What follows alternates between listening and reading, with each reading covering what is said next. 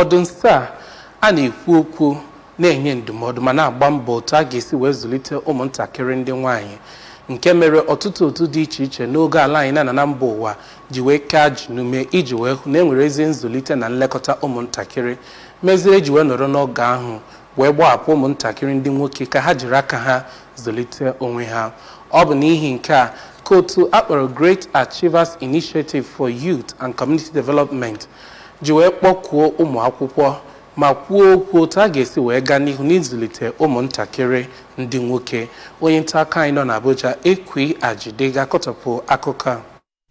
Ọtụtụ ndị kwuru okwu n'ọgbakọ ahụ eji emerube ụbọchị nwa nwoke nke afọ 2024 na Abuja kpọrọ okwu ka a na-akpachapụ anya enye nwa nwoke ọzụzụ ebe ha ga-enwe ohere dịka ibe ha ịga n'ihu. Dịka onye isi ndị omebe iwu etiti nke ukwu Senator Godswill Akpabio bụ onye ọrụ ya ukwu na-ahụ maka nlekọta ọrụ na nnwale ọzụzụ na ịkọ akụkọ Justin Nwankwo nọchitere anya ya sịrị na Naịjirịa nwere ihe niile eji azụlite nwata n'agbanyeghị ụdị maọbụ okike, ma n'oge ọbụla a na-ahapụ nwa nwoke ka ọ bụrụ ọkpatara ka Chikwelu. Onye osote ụkpụrụ ndị National Drug Law Enforcement Agency NDLEA Chidi Ndukwe bụ onye gụpụtara ọtụtụ mmeta nke ụlọ ọrụ ha kemgbe afọ 50 o jiri malite, yọrọ ụmụ akwụkwọ ka ha wọrọ ndị nnọchiteanya ibelata ịṅụ ọgwụ ike.